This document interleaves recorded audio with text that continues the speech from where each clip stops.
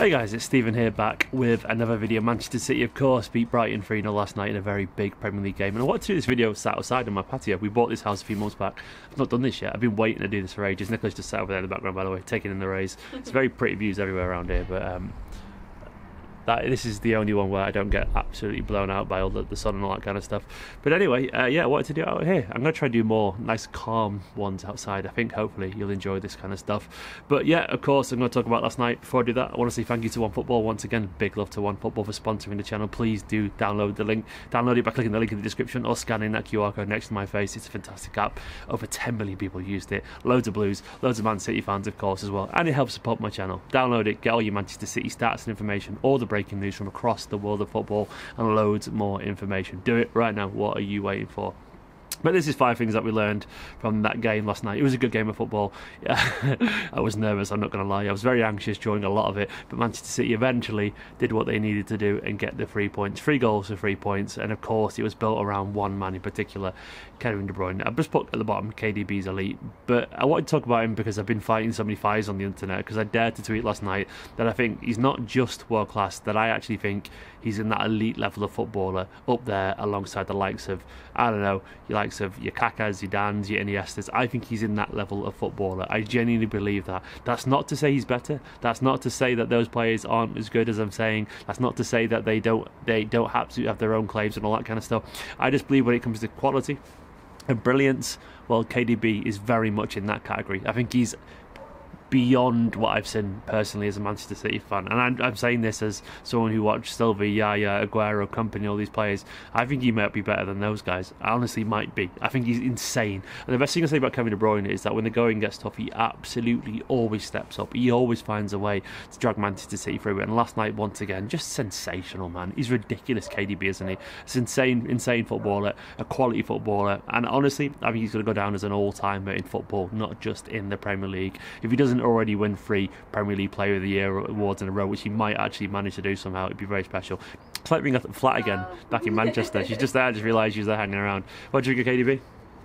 Class, innit? Class, innit? There we go, class, innit? And he really is class, innit?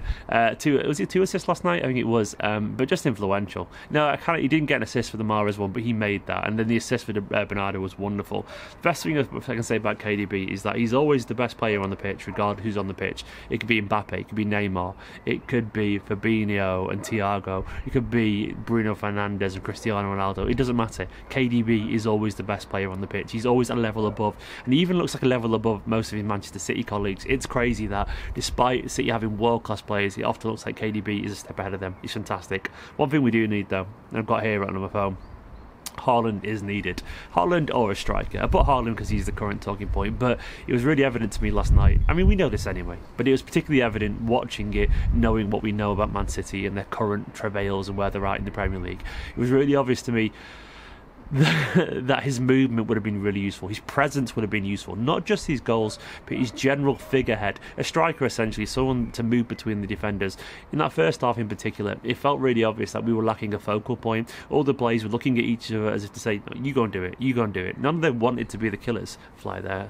Things about being outside. None of them wanted to be the killers. None of them wanted to take the game by the scruff of the neck, because that's just not who they are. They're not strikers, and I understand that and appreciate that. Asking a person who's always created to become the main finisher is very difficult. KDB has the mentality to step up and try and do that, which I absolutely admire, but you can't expect players who are midfielders to do that. And I guess ultimately there was so many crosses into the area where there was just no one there, and we know this isn't new information, but last night I felt like his presence would have been useful just to create a bit of space, to create a bit of chaos, because sometimes you just want to lob the ball into the box and see what happens. And this is why we need someone like Haaland or a striker. We need that presence through the middle, because it's become very easy to defend against. When you've got midfielders, they like to essentially pass the ball in front of the defence. They're not the ones to get behind the defence very often, and that's what we lack. Someone willing to go behind, willing to get on the end of the crosses and throw themselves at the ball. Fingers crossed we get him. The third thing we learned is that the injury woes are starting to build up. Now, there were some rumours that Kyle Walker may actually be out for the rest of the season. Kyle was sat in front of me at Wembley. He was literally sat right in front of me. He was closer to me than Nicola is right now. That's how close Kyle Walker was to me. And he was wearing a brace at Wembley as well, with a brace on his foot, and he took it off every now and then and rested it on a seat in front of him just to rest his foot. And I think he's obviously still very injured. I don't know obviously his current state is, but I would be very surprised if we see him again substantially this season, honestly. Hopefully I'm wrong there, but when you start to look at the injuries piling up, of course, there's a few things constantly. There's a situation where we know that Ake and Stones came off yesterday. That's just a precaution, hopefully. I'm not used to do videos outside. If someone walked past and they totally free me. But Ake and Stones came off last night as a precaution. We've got Kyle Walker currently out. Gundogan is struggling a little bit of a bad back at the moment, apparently. He played, of course, but he has got a bit of a back injury going on. You're looking at a situation where we're going to have no fullbacks potentially, given that Cancelo suspended as well. I think Guardiola at this stage of the season is really paying attention to players' fitnesses and what they can do and what they can't do, and that's got to be sensible because we could start to see injuries build up as players get tired. And we are starting to see players get really, really tired, in my personal opinion, which kind of sort of leads on to the next point I'm going to make. The form dips. There are form dips throughout this team at the moment. This could just be down to tiredness. It could be. When players get tired, you know, they lose a bit of focus, they lose a bit of sharpness, and things that they usually do naturally, they start to second guess themselves, they start to lose a little bit of fluidity, they start to lose a little bit of intensity to the game, and it's understandable. I was looking around at the team last night, and I was looking at people like Cancelo, for example, a special mercurial player, and he looks a little bit sloppy. He's been fine, but I swear the last 2 months he hasn't been quite the same Cancelo that was sparkling at the start of the season. Do not get me wrong, there will be absolutely moments of quality here and there, but his form has dipped a little bit, and I would probably say the same as well for Gundogan. It could be that his injury, he's got a bit of a bad back apparently. I read about that earlier.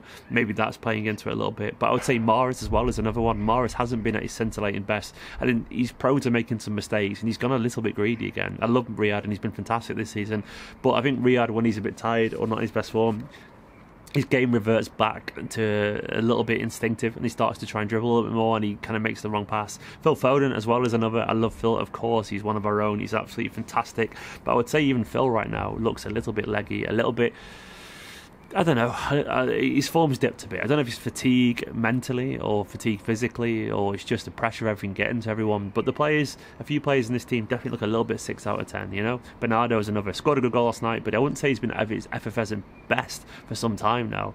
There are only a few players that I would say are absolutely pulling their weight fully in this team. And I guess it always comes down to the creative players. It's harder for them. It's very hard when you're tired and you're mentally and physically drained to be at your very best. None of them have been awful, by the way, but they've been 6 out of 10, you know, and sometimes you need a little bit more about that. Maybe, though, maybe finally, on a positive note, maybe Diaz's presence will make the difference. I put Ruben's back, I put Diaz's presence at the bottom, because last night when he came off the bench, I don't know about you guys, but I felt so relaxed when Big Ruben came on. It felt so good to have this superstar back. I absolutely love Ruben. He's an absolutely fantastic player, and in a title race like this you need someone with that presence and that aura just to drive you through these games. This is a war of attrition right now. It does come down to quality, of course, but at this stage of the season it comes down to who's got it right there between the heads, who can find a little bit more energy from those lungs, and it comes down to leaders who can get that out of you. Remember quite classically Guardiola saying, "You're tired, fuck you." Ruben Dias is cut from a very similar cloth. Vincent Kompany was cut from a very similar cloth. You absolutely need leaders who get the dressing room going at times like this. You do need people who will run through a brick wall. You do need someone who knows when to get the players going in the big moments. And Ruben Dias, you know, Stones and Laporte are fantastic. Ake's fantastic, but Diaz is a captain. He is an absolute born leader. He is born to win. He is born to lead people through the trenches and through war. That's what Ruben Dias does, and I love him for that. And you do need people like him at this time. And him back on the pitch last night, I don't think it's a coincidence to have a little bit more energy in the second half. Honestly, Ake was great, and he came off for tactical reasons. I think it might be a precaution. But Diaz back on the pitch yesterday, it was just reassuring, because sometimes you need a player of that quality, and hopefully, man, you can get a big goal or two. So I want to see Ruben Dias celebrate a big goal before the end of the season, but I do feel like Man City are going to make the steps that we need to towards the end of the season and get the trophies that we want. It's going to be on the likes of Ruben Dias. You know, he's absolutely critical for this campaign, and of course the other leaders in the team like Kevin De Bruyne and so on. But they are 5 things that I took from the game. I hope you enjoyed the slightly more serene settings here of our little patio. That side's a little bit more plain over there. Is she swearing at me by any chance? No, I thought you were then. She's holding her belly. I was being peaceful and She's holding her pregnant belly, bless her. That's going to be my kid one day. That's crazy, isn't it? And her kid too, I guess, technically. She's going to be running around this. It's going to be a video sale out with me. You're going to be the favourite, though. I'm going to be the favourite, Nicola said. Probably right too. Anyway, thanks for watching this video. Go watch the match reaction from last night. I hope you enjoyed the calmer surroundings. City are brilliant. Thank you to the Patreon producers, 𝐿𝑝ℎ𝑒𝑛𝑚𝑒, and all the patrons and members currently scrolling across the bottom of the screen. Give this video a big old like. Go watch that video I did for Man City for next entire when I went to Austin. There'll be a link on screen right now. It's a fantastic experience. I've watched it again today and they're proud of it. It's going to be Hamburg and Seoul soon. I can't wait to watch them as well. Thank you for watching. In a bit.